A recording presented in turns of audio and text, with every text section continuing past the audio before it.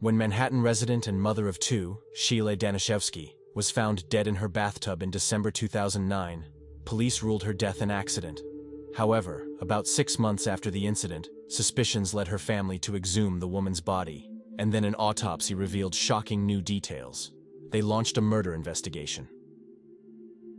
New Yorker Sheila Danishevsky owned a luxury apartment on Manhattan's Upper West Side.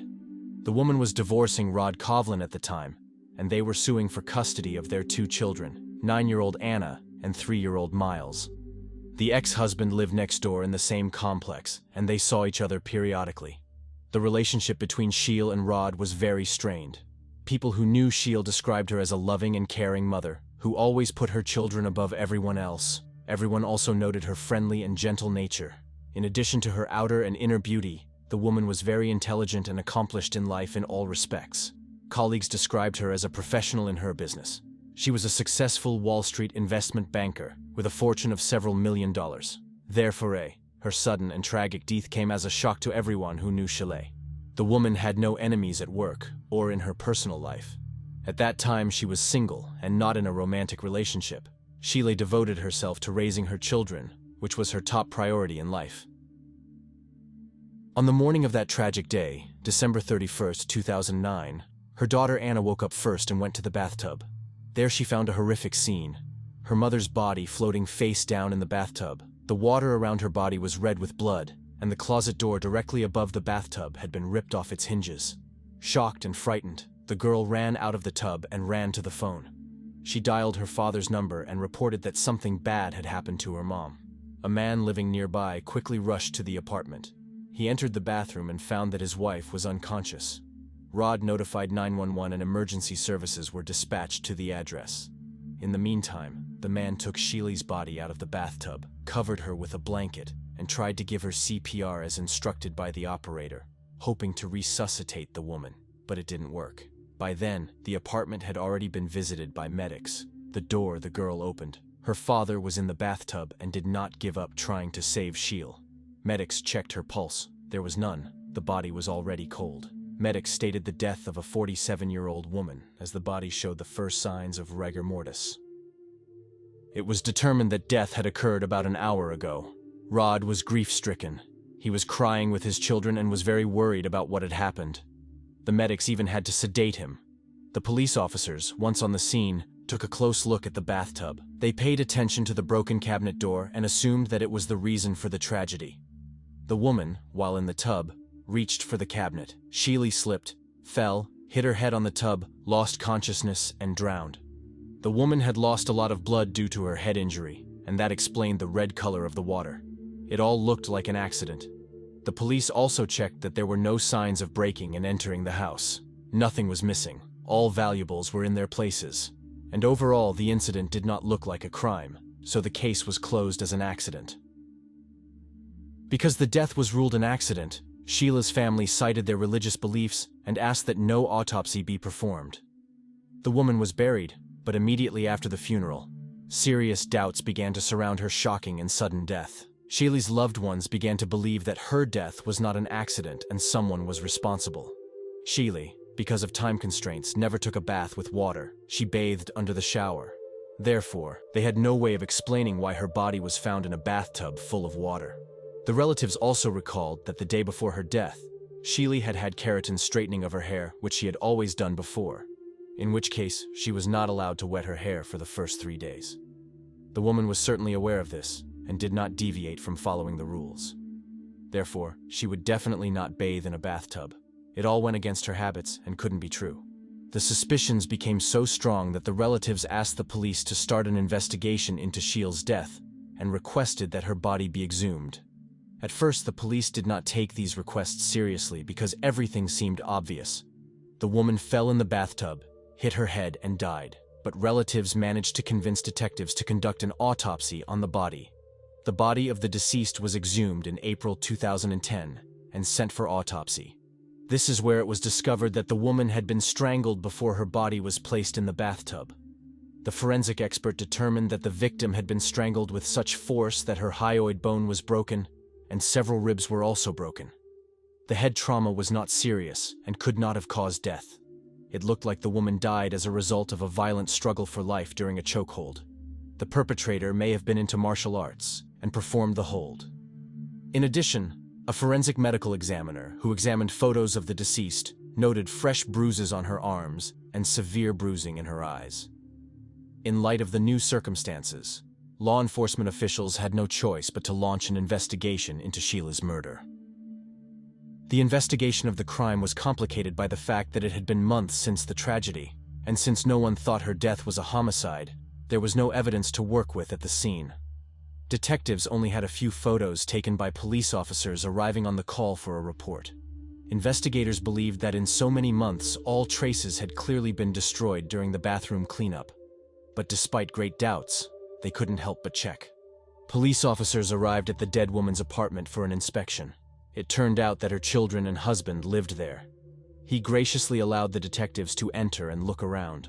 The CSIs went to the bathroom and, as expected, found absolutely nothing there. Rod said that after the death, the bathroom was thoroughly cleaned several times with a cleaning agent to scrub away all the blood that embarrassed the children and caused them painful memories of their mother. The man was authorized to do this by police officers who were at the apartment on the day of the death. There were no witnesses to the crime. The only people in the apartment were young children who were interviewed, but they did not see or hear anything suspicious. It was noted to investigators that there were no signs of forced entry in the house. So, the perpetrator either got into the apartment with his key or had the door opened for him. The woman probably knew her killer, so they assumed it was someone close to her. After talking to the deceased's loved ones, detectives learned that Sheila had no enemies or ill-wishers, but had problems with her ex-husband, with whom she had a bitter dispute over divorce and child custody. Sheila and Rod met in 1998 while working on Wall Street. The woman was already successful at that time. Her career was booming and she was already a vice president of a major financial company. Rod was a novice investment trader who had just entered the field. But despite this, Sheila and Rod immediately fell in love with each other. The couple began a stormy romance, and after just a couple of months they got married. Everyone around was surprised at such a rapid development of events. Some even advised Sheila not to rush into marriage and to take a closer look at the newcomer to the market, who was too quick to win her heart. Acquaintances suspected him of insincerity, but Sheila was blinded by love and listened to no one. The newlyweds went to live in the woman's luxurious apartment in the upscale Upper West Side neighborhood near Central Park. Soon they had a daughter, who was named Anna. Sheila could not sit in maternity leave for a long time, so she was forced to go to work and hired a nanny to help her. Sheila went on to have a successful career and run a company. Meanwhile, Rod could not achieve any success in this activity, despite the help of his wife. In the end, he simply abandoned the job and began to pursue his hobby. Rod was fond of martial arts, received a black belt and participated in competitions. He convinced his wife that he saw his future in sports, where he could achieve great success and become a coach. His wife believed him. Then the man switched to backgammon and then to other hobbies, which he constantly changed. He was infantile. All this time the man sat on his wife's neck and sometimes begged money from his parents. The couple had a second child, a son. It seemed that they were happy, but in fact Rod hid his double life from his wife. In addition to engaging in various hobbies, the man walked on the side. At first he had one girl, then two. But gradually he got into all sorts of things. In his address book there were about 20 girls with whom he constantly met. The man even had to make a schedule of dates on his computer to avoid confusion. He found himself new companions on the internet, did not muffle even meetings with girls of easy behavior. Rod told them all that he was a successful banker from Wall Street, and the girls themselves hung around his neck, hoping to get such a solid fiancé. At home, in his relations with his wife, he behaved insultingly, humiliated his wife in every possible way, and brought her to tears. But his lies could not be endless, and one day they were exposed. The man was exposed by his own wife, who for some time suspected him of cheating. She hired a private detective who gathered all the information about him. It turned out that the amorous Rod simultaneously communicated on the internet with 860 girls. The man did not even refute this information. He admitted to his wife that he could not be faithful only to her, although he stated that he loved her and she suited him for a life together. He offered her a free relationship, to which the wife responded with a categorical refusal. She got tired of tolerating all his antics and filed for divorce. In April 2009, The woman kicked her husband out of the apartment and rented him an apartment not far from home out of pity, because he had nowhere to live, although she later regretted this decision. After the move, Rod realized that in the event of a divorce, he would lose all his assets and the lavish lifestyle he was so accustomed to. Without money, all his new girlfriends would no longer be interested in him. So he began threatening Sheila that he would take his wife's children away from her and pursue her in the event of a divorce. The woman didn't want any trouble and was thinking how she could solve the problem with her ex to get him off her back. She offered him a $250,000 payoff, but her husband rejected her offer and demanded more money and full custody of the children. Rod intentionally threatened and manipulated Sheila with what was most important to her in life, her children, even though she knew full well that he was never interested in the children. Sheila's lawyer advised her not to enter into any negotiations with him. He was sure that with their evidence, the court would be on their side anyway. Sheila's ignorance made Rod even angrier, and he moved into action. He first informed his wife's workplace that she was taking illegal substances. Although everyone knew this was untrue, Sheila's supervisor could not help but react to this information and sent her to get tested.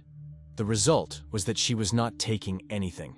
When this plan did not work, the man wrote the next denunciation of his spouse to the tax office, but even this check showed that she was clean before the law.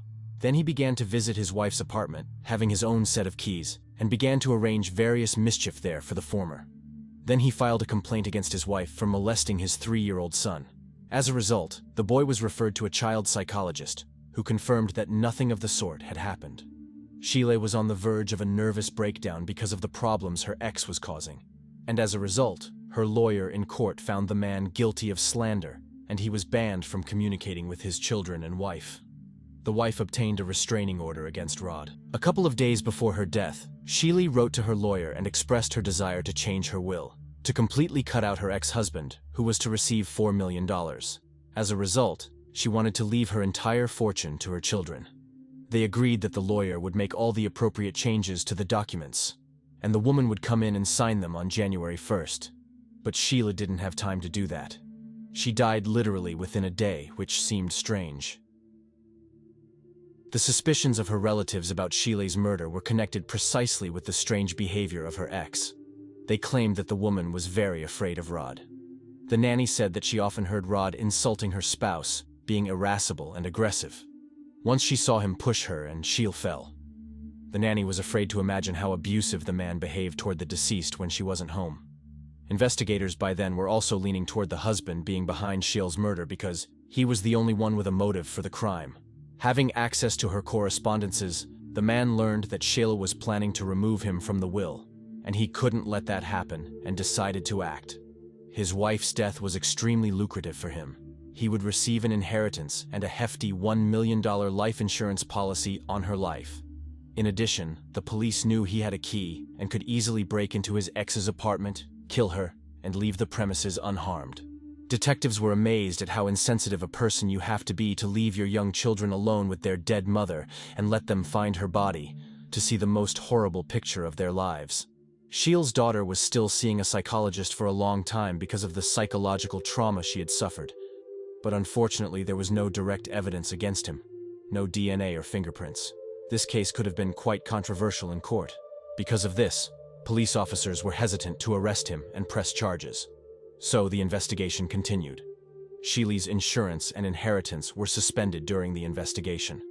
A new custody trial for the deceased's children also began. Rod wanted to get custody so that he could have access to his wife's finances through the children, but her parents were adamantly opposed to this. They didn't want to allow an Alfonso to have access to the money of a woman they thought had died through his fault. In addition, they knew from Shell's words that Rod did not like children, treated them badly, and often beat them. This was confirmed by the children themselves. At this trial, even his parents opposed Rod, who accused their son of abusing the children and stealing $80,000 from them. As a result, custody of the children was given to the parents of the deceased. Meanwhile, Rod was abandoned by everyone, and for the first time he was forced to provide for himself, having no means of subsistence. The man got a job as a debt collector and started going door to door to collect debts. Among other things, by force and his aggression, he instilled fear in debtors who complained about him. In the end, his career never took off, and Rod was fired. As time passed, the police had no solid evidence against the husband. This case could have remained unsolved if in 2015, one of Rod's former lovers had not contacted the police. The woman decided to finally turn in her former lover and tell her that he confessed to her about the murder of his spouse.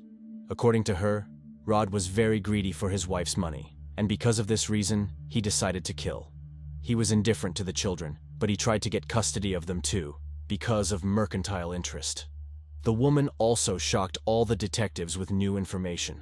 Rod planned to kill Sheely's parents, leaving their death as an accident, and thus regain custody and get access to his dead wife's money. But all his plans failed one by one. Then he started thinking of involving his daughter, who was a teenager at the time, in the realization of the plan. He tried to convince her that charges of harassment should be brought against her grandfather, but the girl categorically refused to participate in this. To prove her words, the former mistress presented the police with voice messages sent to her from Rod's cell phone.